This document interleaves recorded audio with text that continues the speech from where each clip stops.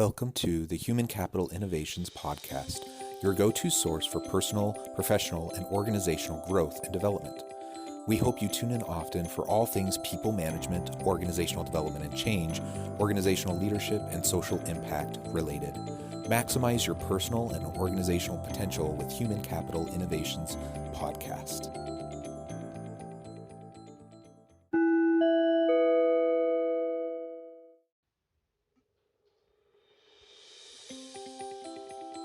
Welcome to the Human Capital Innovations Podcast. As part of our new Inspiring TED Talks series, spotlighting can't-miss TED Talks and their key takeaways, today I explore Dan Pink's famous 2009 TED Global Talk, The Puzzle of Motivation.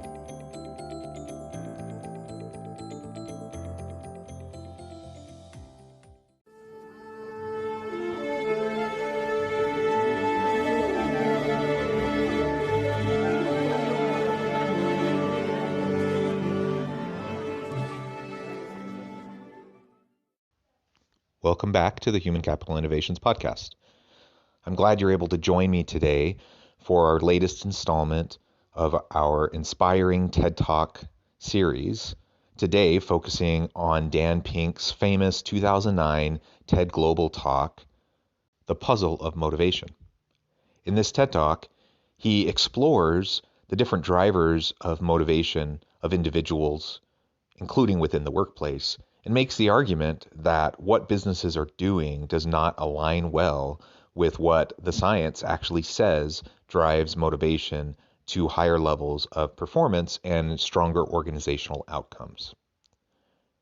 Catch the first clip, and I'll catch you on the other side.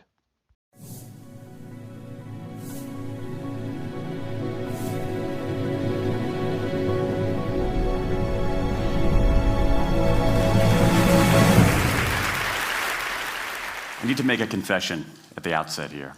A little over 20 years ago, I did something that I regret, something that I'm not particularly proud of, something that in many ways I wish no one would ever know, but that here I feel kind of obliged to reveal.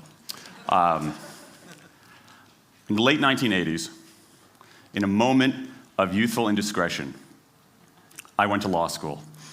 Now,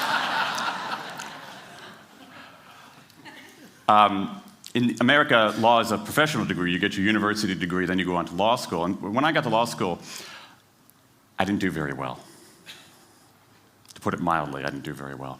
I, in fact, graduated in the part of my law school class that made the top 90% possible. Thank you. I never practiced law a day in my life. I pretty much wasn't allowed to. But today, against my better judgment, against the advice of my own wife, I want to try to dust off some of those legal skills, what's left of those legal skills. I don't want to tell you a story. I want to make a case. I want to make a hard-headed, evidence-based, dare I say lawyerly case for rethinking how we run our businesses. So, ladies and gentlemen of the jury, take a look at this. This is called the candle problem. Some of you might have seen this before. It was created in 1945 by a psychologist named Carl Duncker. Carl Duncker created this experiment that's used in a whole variety of experiments in behavioral science. And here's how it works. Suppose I'm the experimenter. I bring you into a room. I give you a candle, some thumbtacks, and some matches. And I say to you, your job is to attach the candle to the wall so the wax doesn't drip onto the table. Now, what would you do? Many people begin trying to thumbtack the candle to the wall. Doesn't work. Some people, and I saw somebody kind of make the motion over here, some people have a great idea where they light the match, melt the side of the candle, try to adhere it to the wall. It's an awesome idea, doesn't work. And eventually, after 5 or 10 minutes, most people figure out the solution, which you can see here.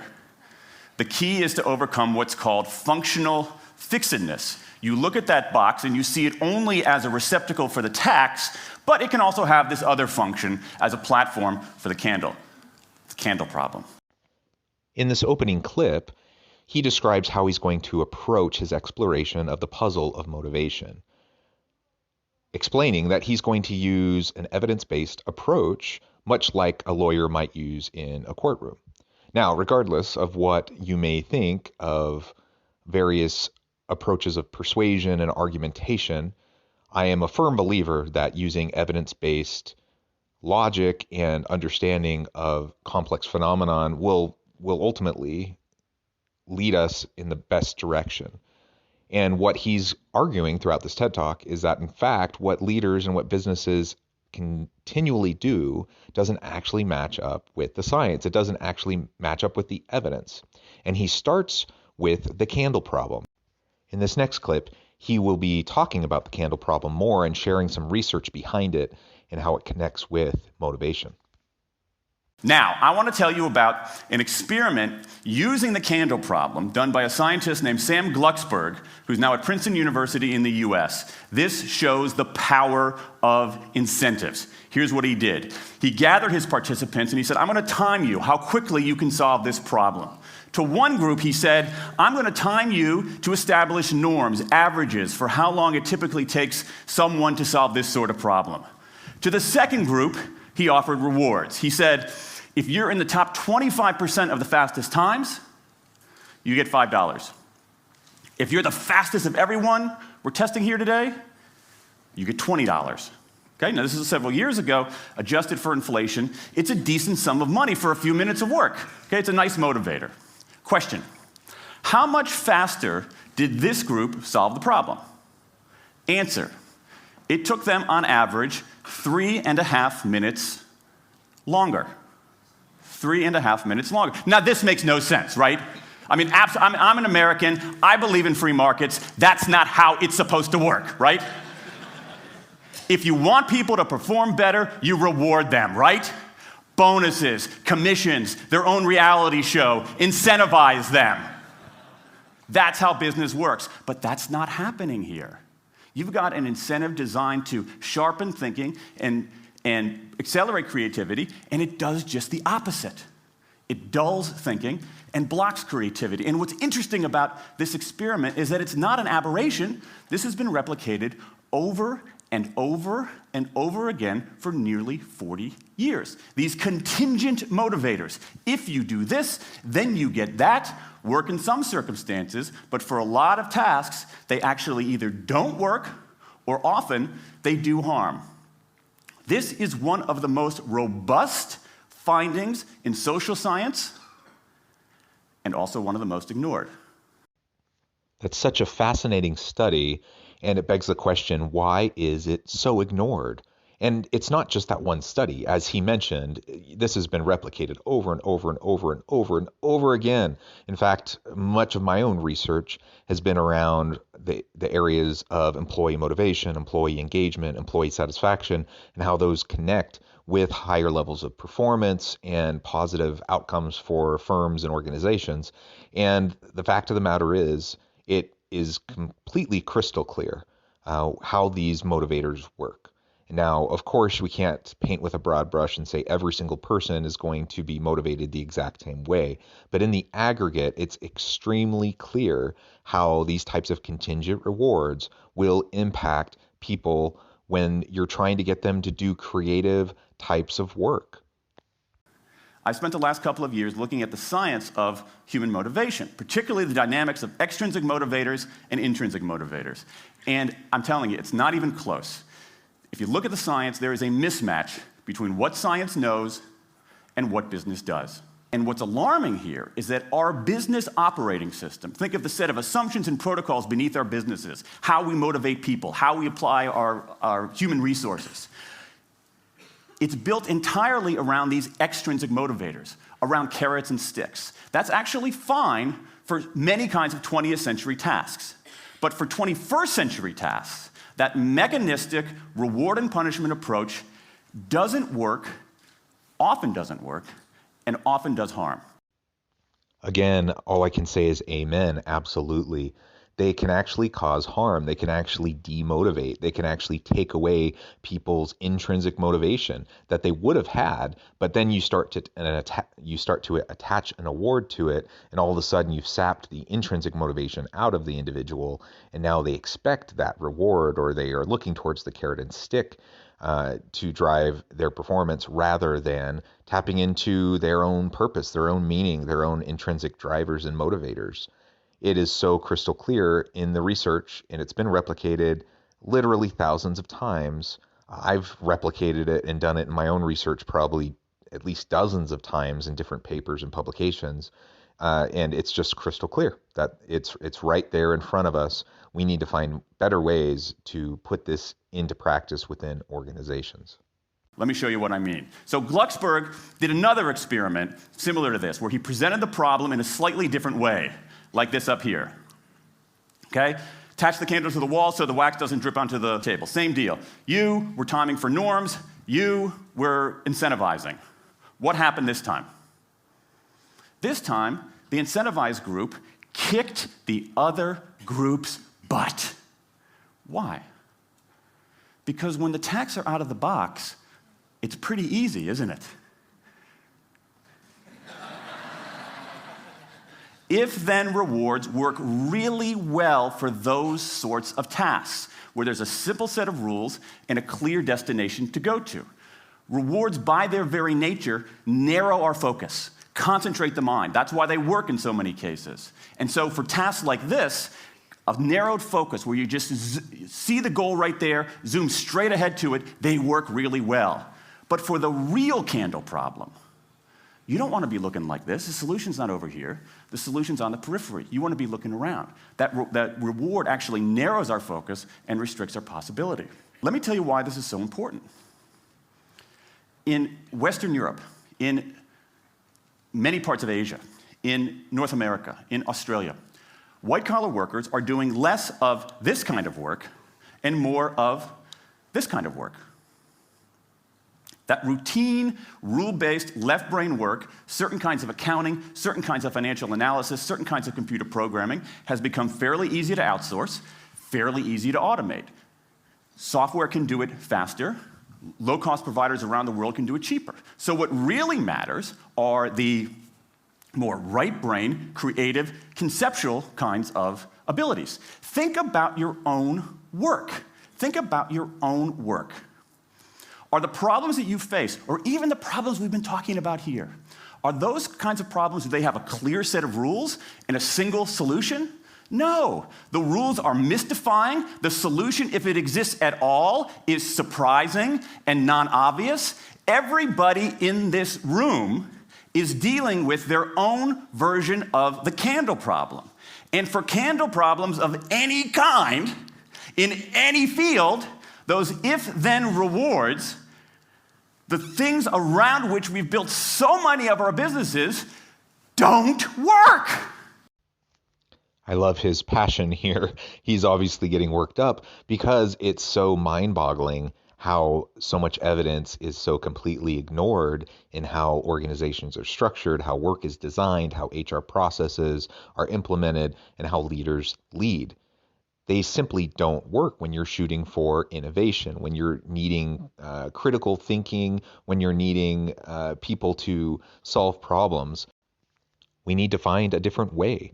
We need to go beyond the extrinsic motivators, the carrot and stick, the rewards for performance. We need to tap into their intrinsic motivations. We need to tap into their meaning and their purpose.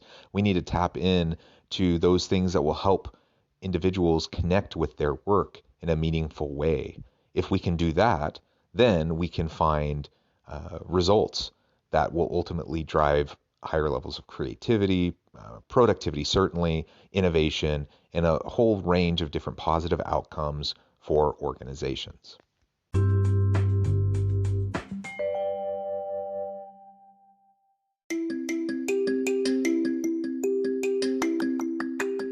I'm excited to announce the publication of my new book from HCI Press, Bluer Than Indigo Leadership: The Journey of Becoming a Truly Remarkable Leader. Early in my adult life, I learned about an Asian proverb that translates as bluer than indigo. If you think about the color indigo, it is a brilliant, deep, and vibrant blue, what some would call the bluest of blues. To have something that is bluer than indigo is rare and truly remarkable. Contrary to popular myth, there is no one-size-fits-all or cookie-cutter approach to effective leadership. There's no silver bullet, no secret sauce, no go-to model that will solve all of our problems. The truth is, great leaders have all had their unique strengths and flaws, and have all had to discover and then pave their own distinctive path in their life's journey to fulfill their leadership potential. Bluer than indigo leadership will help you discover your own path and explore those ordinary, everyday actions that will help you respond to an uncertain future and produce extraordinary results for individuals, teams, and organizations.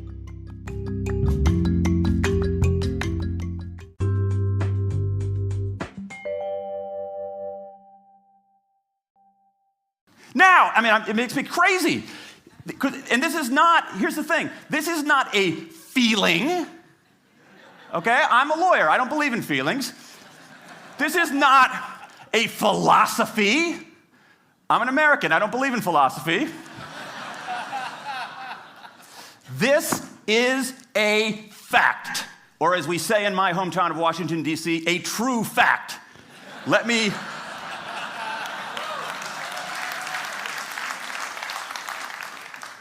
give you an example of what I mean. Let me marshal the evidence here, because I'm not telling you a story. I'm making a case, ladies and gentlemen of the jury. Some evidence. Dan Ariely, one of the great economists of our time, he and 3 colleagues did a study of some MIT students. They gave these MIT students a bunch of games that involved creativity and motor skills and concentration. And they offered them for performance 3 levels of rewards. Small reward, medium reward, large reward. Okay? Do really well, you get the large reward, on down. What happened? As long as the task involved only mechanical skill, bonuses worked as they would be expected. The higher the pay, the better the performance. Okay? But once the task called for even rudimentary cognitive skill, a larger reward led to poorer performance. Then they said, okay, let's see if there's any cultural bias here. Let's go to Madurai, India and test this. Standard of living is lower. In Madurai, a reward that's modest by North American standards is more meaningful there. Same deal. A bunch of games, 3 levels of rewards. What happens? People offered the medium level of rewards, did no better than people offered the small rewards. But this time, people offered the highest rewards. They did worst of all. In 8 of the 9 tasks we examined across 3 experiments, higher incentives led to worse performance. Is this some kind of touchy-feely socialist conspiracy going on here? No, these are economists from MIT, from Carnegie Mellon, from the University of Chicago. And do you know who sponsored this research? The Federal Reserve Bank of the United States. That's the American experience. Let's go across the pond to the London School of Economics. LSE, London School of Economics, alma mater of 11 Nobel laureates in economics. Training ground for great economic thinkers like George Soros and Friedrich Hayek and Mick Jagger. Just last month, economists at LSE looked at 51 studies of pay-for-performance plans inside of companies. Here's what the economists there said. We find that financial incentives can result in a negative impact on overall performance. Here he cites several more studies that show the greater the reward, in fact, there's an inverse correlation and causation with performance. The greater the reward, the lower the performance. Now, you might question this and you may say, well, what about this? What about that? And the truth is, there is nuance here. He's presenting an overly simplistic case, and there are nuances across industries, across job types, job levels, across life stage, and gender, and some other demographic variables. There are some variations, but he's right overall that in the aggregate, absolutely, higher rewards don't always produce greater levels of performance, and in fact, oftentimes they can hurt performance. Pay in the workplace, it's what researchers call a satisficer. As a motivator, it's a satisficer. So pay is a little different than other motivators. You have to pay someone enough so that they don't need to worry about pay. That they know that they're being paid fairly, equitably. They know that they're being valued by the organization. That has to be there, otherwise they're going to be demotivated. And it's one of the quickest ways to demotivate somebody if they feel like it's not fair, it's not equitable.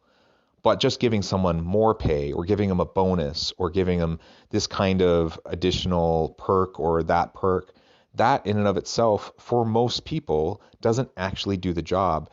And even if it does in the short term, it almost never does in the long term.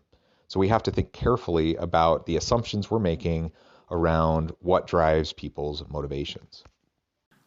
There's a mismatch between what science knows and what business does. And what worries me as we stand here in the rubble of the economic collapse is that too many organizations are making their decisions, their policies about talent and people, based on assumptions that are outdated, unexamined, and rooted more in folklore than in science. And if we really want to get out of this economic mess, and if we really want high performance on those definitional tasks of the 21st century, the solution is not to do more of the wrong things, to entice people with a sweeter carrot or threaten them with a sharper stick. We need a whole new approach. The good news about all this is that the scientists who've been studying motivation have given us this new approach. It's an approach built much more around intrinsic motivation, around the desire to do things because they matter, because we like it, because they're interesting, because they're part of something important. And to my mind, that new operating system for our businesses revolves around three elements: autonomy, mastery, and purpose. Autonomy, the urge to direct our own lives. Mastery, the desire to get better and better at something that matters. And purpose, the yearning to do what we do in the service of something larger than ourselves. These are the building blocks of an entirely new operating system for our businesses. I want to talk today only about autonomy. Autonomy, mastery, and purpose. He lays these three elements out as the three driving intrinsic motivators for the modern workforce.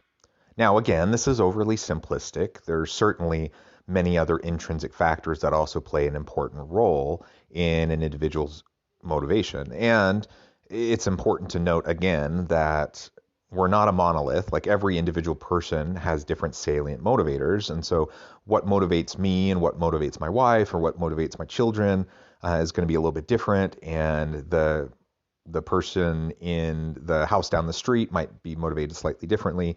We're at different life stages. We have different goals. We have different factors that go into the calculus of how we determine our salient motivators. That's to be sure.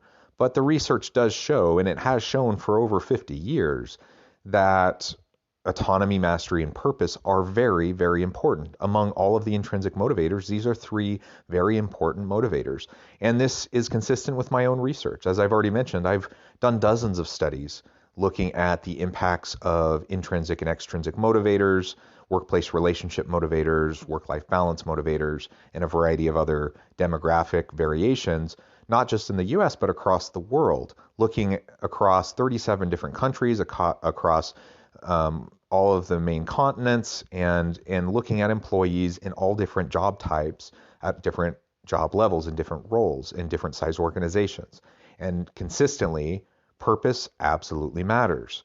Consistently, mastery and the opportunity to grow, that absolutely matters. And consistently, autonomy absolutely matters. And in the rest of his talk, he's going to be talking more about autonomy. In 20th century, we came up with this idea of management. Management did not emanate from nature. Okay? Management is it's not a tree, it's a television set. Okay? Somebody invented it. And it doesn't mean it's going to work forever. Management is great. Traditional notions of management are great if you want compliance. But if you want engagement, self-direction works better. Let me give you some examples of some kind of radical notions of self-direction. And what this means, you don't see a lot of it, but you see the first stirrings of something really interesting going on. Because what it means is, it means paying people adequately and fairly, absolutely. Getting the issue of money off the table and then giving people lots of autonomy. Let me give you some examples. How many of you have heard of the company Atlassian? Okay, looks like less than half. Atlassian is an Australian software company, and they do something incredibly cool. A few times a year, they tell their engineers, go for the next 24 hours and work on anything you want. As long as it's not part of your regular job, work on anything you want. So the engineers use this time to come up with a cool patch of code, to come up with an elegant hack. Then they present all of these stuff that they've developed to their teammates, to the rest of the company, in this wild and woolly all-hands meeting at the end of the day. And then, being Australians, everybody has a beer. They call them FedEx days. Why? Because you have to deliver something overnight. It's not bad. It's a huge trademark violation, but it's pretty clever. That one day of intense autonomy has produced a whole array of software fixes that might never have existed. And it's worked so well that Atlassian has taken it to the next level with 20% time, done famously at Google, where engineers can spend 20% of their time working on anything they want. They have autonomy over their time, their task, their team, their technique. Okay, radical amounts of autonomy. And at Google, as many of you know, about half of the new products in a typical year are birthed during that 20% time. Things like Gmail, Orchid, Google News. Let me give you an even more radical example of it. Something called the results-only work environment, the ROW. Created by 2 American consultants in place at about a dozen companies around North America. In a row, people don't have schedules. They show up when they want. They don't have to be in the office at a certain time or any time. They just have to get their work done. How they do it, when they do it, where they do it, is totally up to them. Meetings in these kinds of environments are optional. What happens? Almost across the board. Productivity goes up, worker engagement goes up, worker satisfaction goes up, turnover goes down. Autonomy, mastery, and purpose. These are the building blocks of a new way of doing things. He shares 2 great examples of radical autonomy at Atlassian in Australia and Google in the United States. And there's many other companies that have done similar things over the past decade to try out utilizing autonomy as a motivator and as a driver to increase creativity, innovation, and productivity. And essentially what is found consistently over and over again is that certainly employees like autonomy. They don't like to be micromanaged. I don't know anyone who likes that. But they want to be able to be given the freedom to do the work that they want to do, that they're passionate about, and to do it in the way that they want to. And I mean, it's a simple notion, but when people are given that level of freedom, that level of autonomy, then often really great things can happen, especially when there's accountability tied to the autonomy. But it's not about how you do it. It's not about when you do it. It's just about what you accomplish, what you produce. And so it doesn't matter if you are working from the office. It doesn't matter if you're working from home. And I think this is probably particularly important to consider right now during a pandemic when we're trying to utilize more virtual workers. Frankly, autonomy matters. Autonomy makes a huge difference, and we can leverage it in many ways, particularly in a virtual workforce. So we need to think about ways to increase and enhance the meaningful autonomy that we give our employees. Now, some of you might look at this and say, that sounds nice, but it's utopian. And I say, nope, I have proof. In the mid-1990s, Microsoft started an encyclopedia called Encarta. They had deployed all the right incentives. All the right incentives. They paid professionals to write and edit thousands of articles. Well-compensated managers oversaw the whole thing to make sure it came in on budget and on time. A few years later, another encyclopedia got started. Different model, right? Do it for fun. No one gets paid a cent or a euro or a yen. Do it because you like to do it. Now, if you had, just 10 years ago, if you had gone to an economist anywhere and said, hey, I got these 2 different models for creating an encyclopedia, if they went head-to-head, who would win? 10 years ago, you could not have found a single sober economist anywhere on planet Earth who would have predicted the Wikipedia model. This is the titanic battle between these two approaches. This is the Ali Frazier of motivation, right? This is the thriller in Manila, all right? Intrinsic motivators versus extrinsic motivators. Autonomy, mastery, and purpose versus carrots and sticks. And who wins? Intrinsic motivation, autonomy, mastery, and purpose in a knockout. Let me wrap up. There's a mismatch between what science knows and what business does. And here's what science knows. 1, those 20th century rewards, those motivators we think are the natural part of business, do work, but only in a surprisingly narrow band of circumstances. 2, those if-then rewards often destroy creativity. 3, the secret to high performance isn't rewards and punishments, but that unseen intrinsic drive, the drive to do things for their own sake, the drive to do things because they matter. And here's the best part. Here's the best part. We already know this. The science confirms what we know in our hearts. So, if we repair this mismatch between what science knows and what business does, if we bring our notions of motivation into the 21st century, if we get past this lazy, dangerous ideology of carrots and sticks, we can strengthen our businesses, we can solve a lot of those candle problems, and maybe, we can change the world. I rest my case.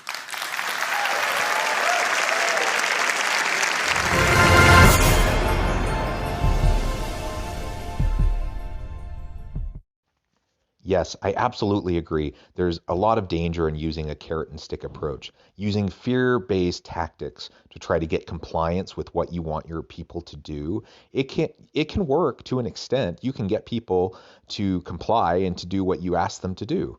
But that doesn't foster any sort of commitment. It doesn't foster any sort of loyalty. And those people may perform in the short term, but they're not going to perform at high levels in the long term. And they're not going to be motivated in any sort of sustainable way.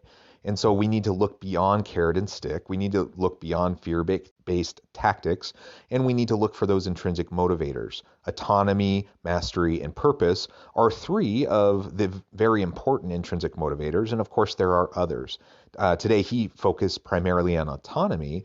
Mastery and purpose, though, are also so important. And so much of the research that I do looks specifically at purpose. It looks at the role of meaningful work, having jobs that benefit society, doing work that will help other people and help address social challenges, social issues. These are the types of things that employees are interested in, that they're passionate about. And if you want to reduce turnover, if you want to foster higher levels of creativity and commitment and loyalty to the business, it's a no-brainer. The science is there. It's been shown repeatedly. We need leaders to understand this, and we need executives who are calling the shots to remember that people are, in fact, people. They're humans. They're not cogs in a machine that can just be manipulated with carrot and stick, but rather they're more nuanced than that. They're more complex than that. And so they're a mix of, yes, some extrinsic salient motivators, but also a whole range of intrinsic motivators that are actually more salient to them, that will actually drive higher levels of performance, creativity, innovation, commitment, loyalty, on and on and on and on, all these positive outcomes for organizations. As always, I hope you stay healthy and safe. I hope you find meaning and purpose at work each and every day, and I hope you have a great week.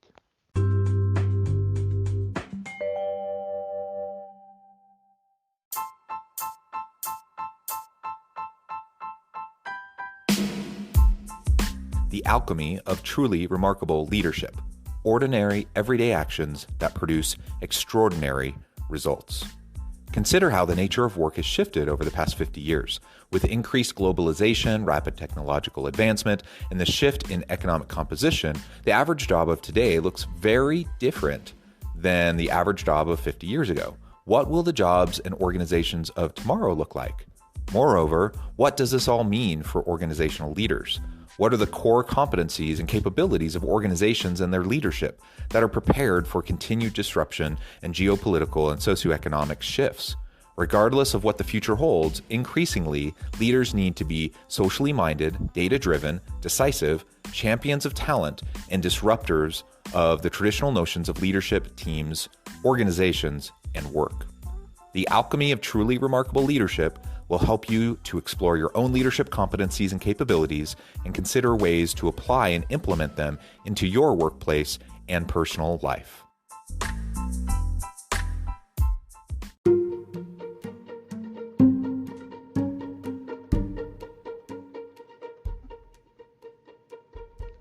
Check out Human Capital Innovations magazine, Human Capital Leadership.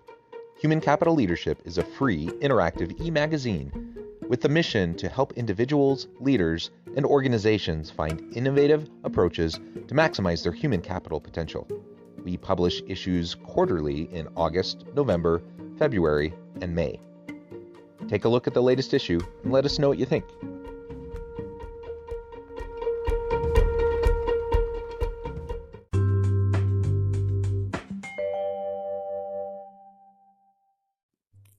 Thanks again for joining us for this episode of the Human Capital Innovations Podcast.